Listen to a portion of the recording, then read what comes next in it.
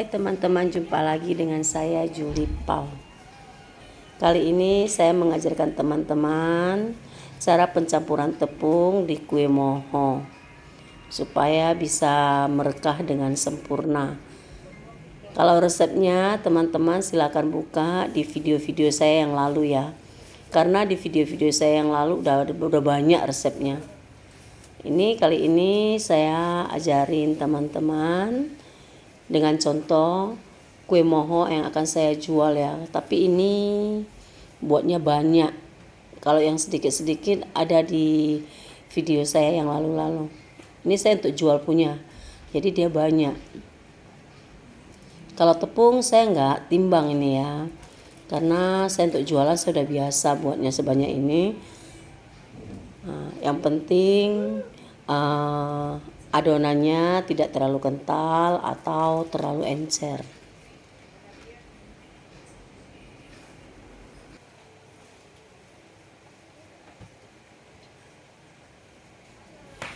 Tepungnya diaduk-aduk aja sih.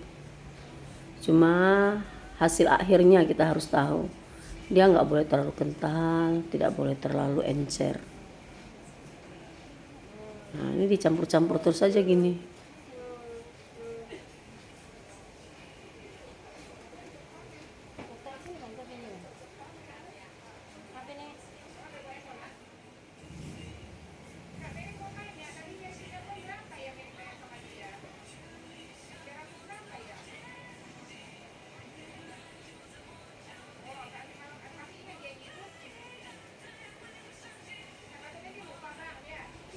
Nah, ini kan masih encer kali ini ya. Ini harus kita campur lagi nanti tepungnya.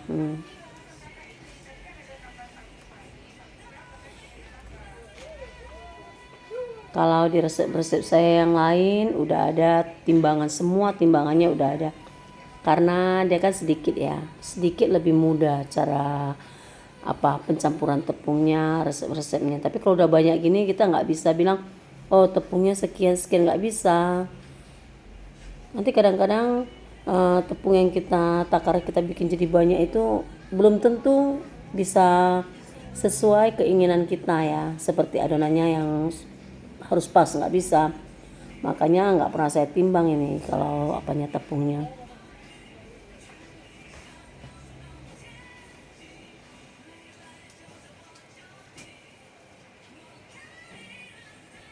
Jadi teman-teman kalau lihat di resep saya yang sedikit-sedikit itu, teman-teman lihat ya, kekentalannya gimana. Misalkan kalau terlalu encer, teman-teman bisa letak tepung sedikit lagi. Letak tepungnya nggak boleh langsung dituang semua gitu. Nanti kalau terlalu terlalu kental pun dia nggak gitu bagus kue mohonya. Agak keras dia nanti kalau udah selesai. Udah selesai kita kukus, nanti udah dingin dia terlalu keras. Tapi terlalu lembek juga nggak bisa adonannya. Kalau terlalu lembek nanti susah kerjanya. Pun kembangnya nggak bisa gitu maksimal.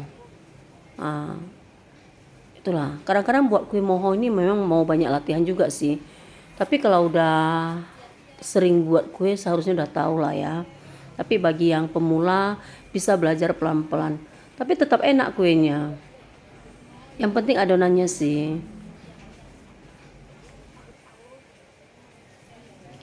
Dari komen-komen teman-teman di video saya yang lalu-lalu tentang kue moho, banyak yang udah buat yang berhasil.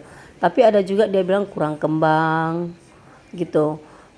Kalau bikin kue moho ini harus waktu cara pengukusannya itu harus pakai api sangat besar.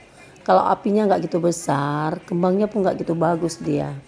Dia tetap jadi, cuma kembangnya nggak bisa sempurna. Kalau bikin kue kembang-kembang memang semua apinya harus besar. Nggak boleh api kecil. Api kecil pasti nggak bisa jadi itu. Dia gimana ya kita bilang kalau api kecil ya.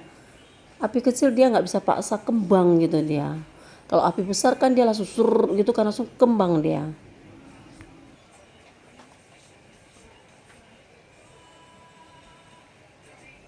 Nah ini pencampurannya udah selesai semua. Nah, kita bersihkan. Nanti mau kita fermentasi selama 2 jam.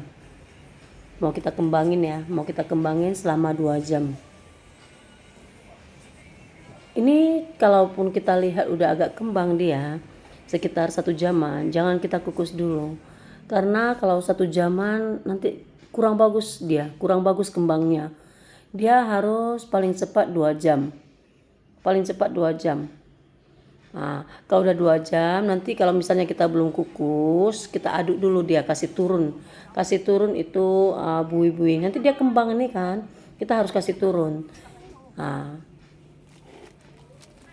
ini cup untuk saya buat kue moho. Ukurannya seperti ini. Nah, seperti ini ukurannya. Kalau ukuran besar nanti dia kan jumbo besar kali ya. Tapi kalau ukuran segini dia udah besar pas untuk jualan punya. Nah, kalau saya jualan tetap pakai ukuran seperti ini. Nah, ini mengapa saya letak di bawah styling ini, saya picit gini. Ini supaya waktu nanti saya susun di mangkok-mangkok saya itu dia nggak kembang ke atas kertasnya. Nah, ini udah 2 jam, kita lihat gimana hasilnya. Nah, lihat, dia udah kembang ke atas. Ini harus kita kita aduk, kasih turun kembali ya. Karena ada angin-angin gelembung-gelembungnya nih, lihat. Kita harus aduk balik, aduk pakai tangan aja.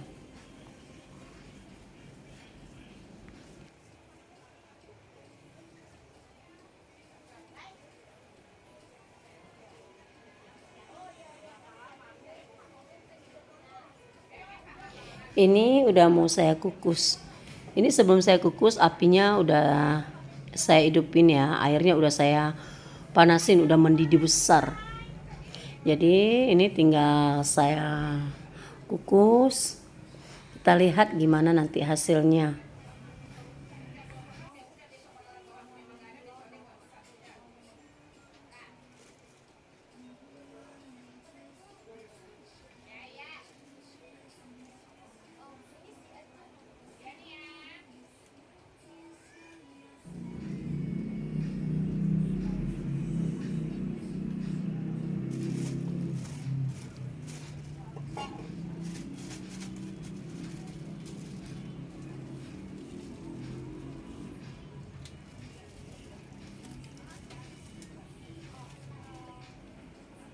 Nah, lihat, itu kertasnya kan nggak nimbul-nimbul ke atas ya.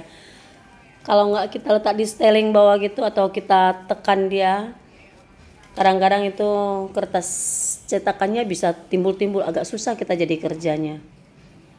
Nah, lihat ya kepenuhannya gimana. Lihat. Nah, seperti ini.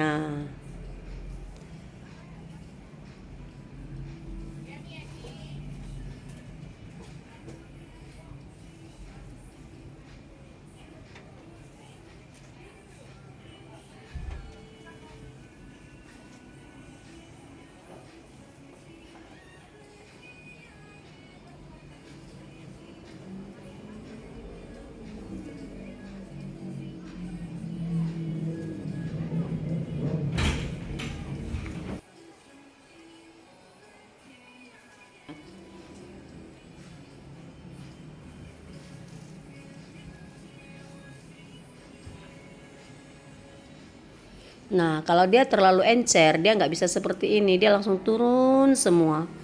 Nah, ini udah mau kita kukus. Nah, lihat. Airnya pun kan setengah lebih dari dandang itu ya. Setengah lebih dari dandang, harus mendidih besar. Ini kita kukus selama 15 menit dengan api sangat besar.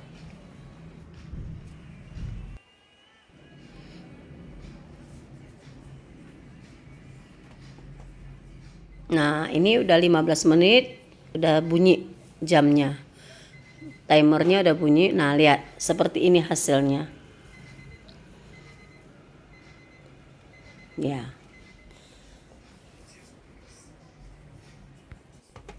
Nah, semuanya kembang sempurna.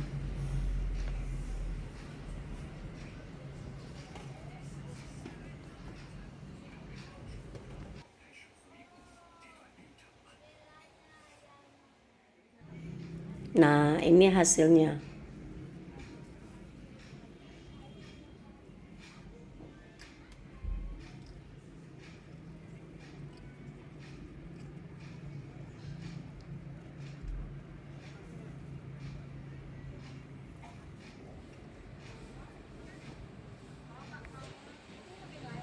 Nah, ini tadi sebagian udah dibeli konsumen ya. Tinggal ini sisanya.